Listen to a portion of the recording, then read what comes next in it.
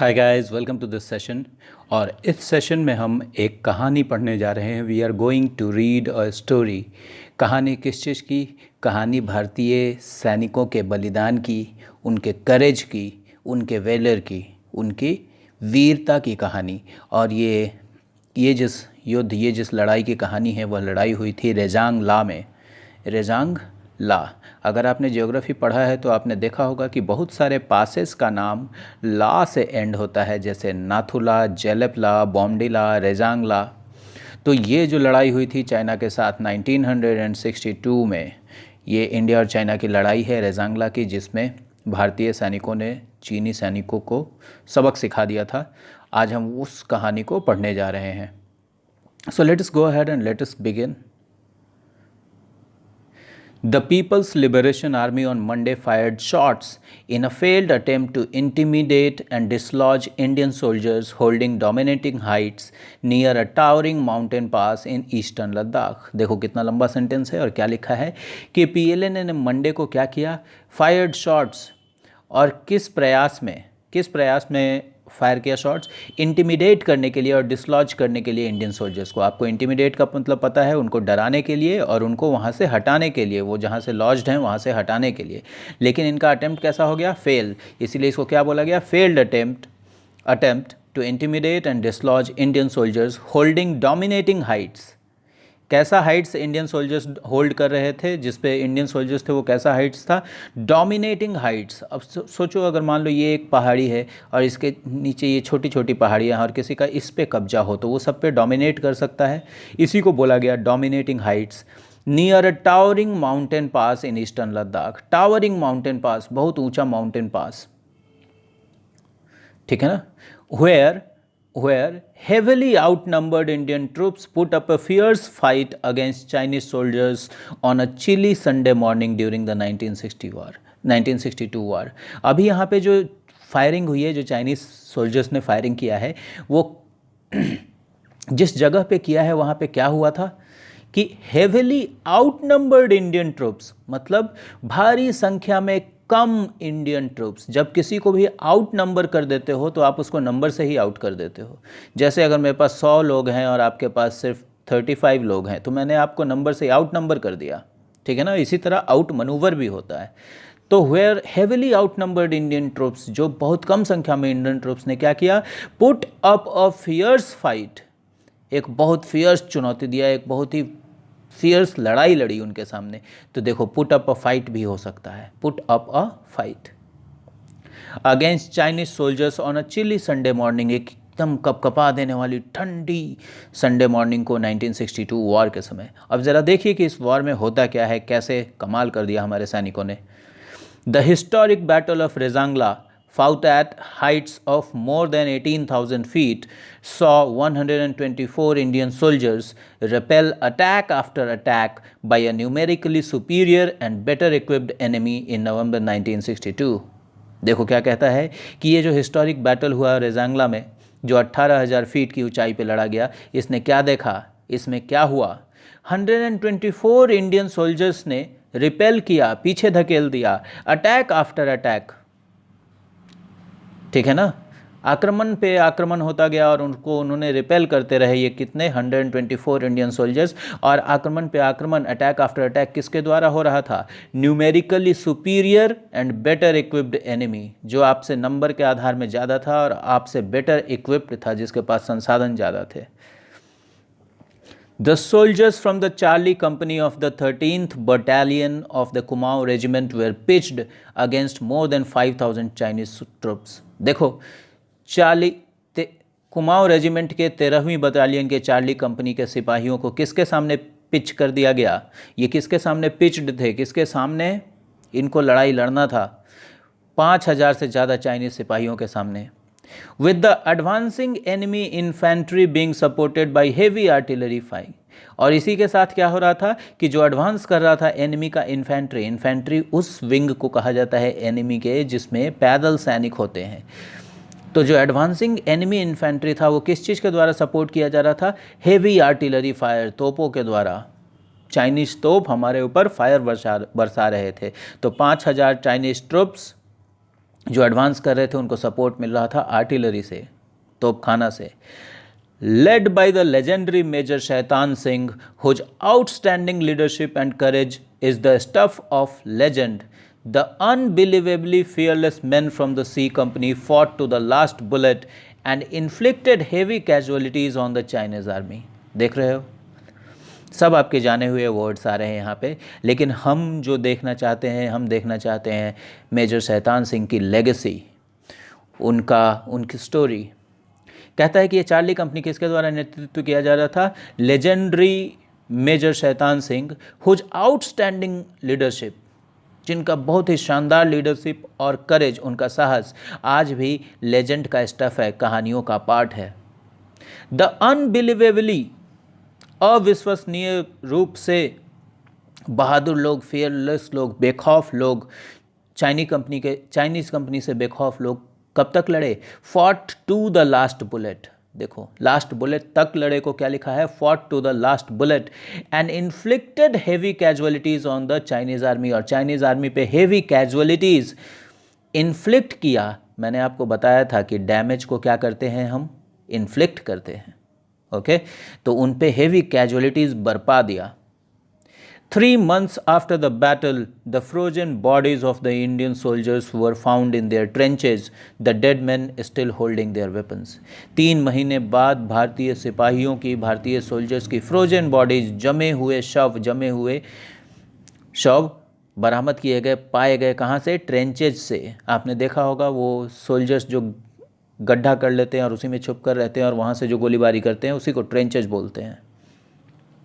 The dead man still holding their weapons, जो हमारे soldiers मर गए थे, जो डेड हो गए थे, वो अभी भी अपना हथियार पकड़े हुए थे 3 महीने बाद भी।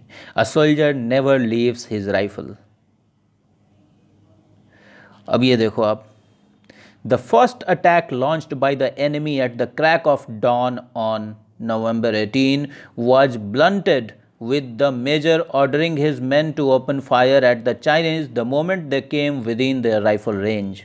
क्या लिखा है कि पहला अटैक जो लॉन्च किया गया था एनिमी के द्वारा, वो कब किया गया? At the crack of the dawn. Dawn से आप समझ जाओगे सुबह, और at the crack of the dawn का मतलब एकदम सुबह होते के साथ ही 18 नवंबर को। और ये ब्लंट कर दिया गया, इस अटैक को ब्लंट कर दिया गया, मतलब किसी के धार को जब हम ख़त्म कर देते हैं तो उसको ब्लंट कर देते हैं, उस किसी को जब हम बेअसर कर देते हैं तो उसको ब्लंट कर देते हैं। इस अटैक को ब्लंट कर दिया गया, रिपेल कर दिया गया। किसके साथ? इसी के साथ। कैसे रिपेल किया गया? Major ordering his men to open fire at the Chinese the moment they came within their rifle. Major ये ऑर्डर करते रहे, क्या ऑर्डर कर रहे थे अपने आदमियों को? कि चाइनीज़ जब जिस क्षण आपके राइफ़ल के रेंज में आ जाए, उसी समय आप उनको फायर कर दो। ठीक है ना? तो ये ब्लंट हुआ इस चीज़ के साथ। देखो, जो अटैक का, जो नवंबर 18 का अटैक हुआ, उस किस चीज़ के साथ ब्लंट हुआ? मेजर के ऑर्डर्स के साथ। मेजर ने ये जो हेरोइक काम किया, इसके साथ। According to a book published by Ranikhet based Kumaon regimental centre. हमारे इंडियन आर्मी में एक रेजिमेंट है जिसको बोलते हैं कुमाऊं रेजिमेंट, और गढ़वाल, देहरादून के पास का ये इलाका, उत्तराखंड के पास का इलाका है Kumaon. Many of the enemies fail, बहुत सारे दुश्मन मारे गए। अदर्स कंटिन्यू टू एडवांस, और बाकी आगे बढ़ते रहे। But with every weapon of C company firing, the gullies in the front of 8 platoon were soon full of dead and wounded Chinese, says the book. कहता है कि अदर्स एडवांस करते रहे, लेकिन चार्ली कंपनी का सारा हथियार फायर कर रहा था। सारा हथियार फायर करने के साथ क्या हो रहा था कि 8 प्लाटून के सामने जो गलियां थी, जो गलीज थे, वो चाइनीज़ के लाशों से, घायल और मृत चाइनीज़ों से पट गए, भर गए। The images of valour and triumph published in 2005। समझ रहे हो? Only 124 soldiers of the Kumaon regiment, and they did this because they had a leader like Major Shaitan Singh, जिसने मौके पे ही rose to the occasion and fought from the front after their first attack failed due to stiff Indian resistance. देखो, एकदम कड़ा Indian resistance को क्या लिख दिया है? Stiff resistance. और आपकी कमर कभी कभी अकड़ जाती है तो हम बोलते हैं स्टिफ बैक। तो after their first attack fail due to the stiff Indian resistance, बहुत ही कड़े इंडियन रेजिस्टेंस की वजह से जब उनका पहला अटैक फेल कर गया, then the Chinese resorted to heavy artillery bombardment. देखो रिजॉर्टेड टू आ गया ना, the policeman resorted to lathi charge. तो चाइनीज़ ने किस चीज़ को फिर इस्तेमाल किया? हेवी आर्टिलरी बॉम्बार्डमेंट को। और किस चीज़ का bombardment? Of the positions held by Major Singh and his men. Major Singh और उनके आदमियों के द्वारा जो पोजीशंस होल्ड किया गया था उसके ऊपर भारी आर्टिलरी फायर आया। The Indian soldiers had the odds stacked against them. अगर ऑड स्टैक करने का मतलब तो होता है ऐसे छल्ली लगा कर रखना, समझ रहे हो आप? अगर ऑड आपके खिलाफ स्टैक कर दिया गया मतलब सारी मुसीबतें, सारी चीज़ें, परिस्थितियां आपके एकदम अगेंस्ट थी। ऑड्स अगेंस्ट यू का मतलब हुआ परिस्थितियां, विपरीत परिस्थितियां, डिफिकल्ट सिचुएशंस।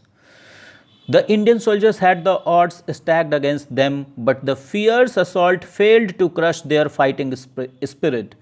ये जो fierce assault हुआ फिर से चाइनीज़ इंडियन सोल्जर्स के खिलाफ, सारे ऑड्स थे, सारे कंडीशंस उनके खिलाफ थे, लेकिन जो fierce assault हुआ चाइनीज़ के तरफ से वो फेल हो गया उनके फाइटिंग स्पिरिट को, लड़ने के जज्बे को क्रश करने में, दबाने में। और किस चीज़ को दबाने में फेल हो गया? Determination to defend their position till their last breath. अपनी अंतिम सांस तक अपनी जगह को, अपनी मातृभूमि को डिफेंड करने के लिए जो इनका डिटर्मिनेशन था उसको भी क्रश नहीं कर पाया चाइना का fierce attack. The heavy shelling help the Chinese troops launch multiple assaults. ये जो हेवी बमबारी को मैंने आपको बताया, इसको शेलिंग बोलते हैं। तो ये जो हेवी बमबारी हो रही थी चाइनीज़ ट्रूप्स के द्वारा, जिसको लॉन्च किया था चाइनीज़ ट्रूप्स ने, इसने हेल्प किया चाइनीज़ ट्रूप्स को मल्टीपल असॉल्ट्स लॉन्च करने के लिए। कई तरफ से वो अटैक करने लगे। And the C company soon found itself surrounded by the enemy. और जल्दी ही सी कंपनी अपने आप को दुश्मनों से घिरा हुआ पाई। The book says Major Singh reorganized the positions held by his soldiers and resighted the automatic weapons to take on the Chinese troops. Book कहता है कि मेजर सिंह ने अपने पोजीशंस को, जो उनके सोल्जर्स ने पोजीशंस होल्ड किया था, उसको रीऑर्गेनाइज किया और ऑटोमेटिक वेपन्स को फिर से दूसरी जगह लगाया, रीसाइट किया, ठीक है ना, चाइनीज़ से मुकाबला करने के लिए, to take on the Chinese troops. A move, ये एक ऐसा मूव था जो किस चीज़ में रिजल्ट किया? That resulted in the enemy suffering more casualties, ठीक है ना। इस मूव से एनिमी और भी कैजुअलिटीज सफ़र किया, मतलब उसकी और भी जाने गई और भी लोग उसके मारे गए। अभी देखो फिर क्या लिखा है। The heroic officer was killed in action in this phase of the battle that resulted in 114 Indian deaths in a few hours of fighting. ये अपना जो बहादुर ऑफिसर था, हीरो टाइप ऑफिसर था मेजर शैतान सिंह, वह मारा गया, वह किल्ड इन एक्शन हो गया इसी चरण में, बैटल के इसी चरण में, जिसने किस चीज़ को रिजल्ट किया? जिसके रिजल्ट में क्या हुआ कि 114 इंडियन डेथ्स हो गए कुछ ही घंटों के फाइटिंग में, ठीक है। A chapter on the battle of Rezang La in the book says the dead man were found in their trenches frozen stiff. देखो ये वर्ड फिर से आ गया, फ्रोजन स्टिफ। कोई जम जाएगा तो कैसा स्टिफ हो जाएगा ना, frozen stiff, still holding their weapons. अभी भी सिपाही अपना हथियार पकड़ा ही हुआ था। Broken light machine gun bipods. अब देखो बाईपॉड क्या होता है, आपने कैमरा देखा है, वो 3 पे टिका रहता है, ट्राईपॉड बोलते हैं। उसी तरह मशीन गन ऐसे लगाते हैं और ये जो दोनों स्टैंड होता है इसी को बाईपॉड्स बोलते हैं। तो टूटे हुए मशीन गन के bipods and some man holding only the butts of their rifles. और कुछ जवान तो सिर्फ अपने राइफल के बट्स पकड़े हुए थे। While the remaining weapon had blown of. और बाकी जो उनका वेपन था वो उड़ गया था। Bore witness to the enemy fire. और ये जो सारी चीज़ें थी, उड़े हुए मशीन गन और इनके वेपन्स और ये सारी चीज़ें, ये किस चीज़ का विटनेस बियर कर रही थी? देखो बियर करना, याद है ये वर्ड? किस चीज़ का विटनेस बेयर कर रही थी? किस चीज़ का ये गवाह बन रही थी? एनिमी के फायर का, कि कितना हैवी एनिमी फायर आया होगा। Their mortal remains were found 3 months later. उनके जो डेड बॉडीज थे, जिसको हम मोर्टल रिमेन्स बोलते हैं, वो 3 महीने बाद पाए गए। Different estimates peg the number of Chinese killed in the battle eight between 500 and 1300। Level 2 के स्टूडेंट्स ध्यान दीजिएगा, पेग, PEG, इसका मतलब होता है खूंटी, ठीक है ना। तो कभी कभी हम लोग जो एस्टिमेट्स होता है ना, जो नंबर्स होता है ना, उसको हम लोग पेग करते हैं। क्या करते हैं, जब नंबर का अंदाज़ा लगाते हैं, नंबर का एक आंकड़ा बिठाते हैं, तो उसको पेग करते हैं। डिफरेंट एस्टिमेट्स इस नंबर ऑफ चाइनीज़ जो किल्ड हुए उनको इस बैटल में उसको कितने पर रखता है, कितने पर पेग करता है, 500 से लेकर 1300 तक। मतलब मिनिमम बोलते हैं कि 500 चीनी सैनिक मारे गए और मैक्सिमम 1300 मारे गए।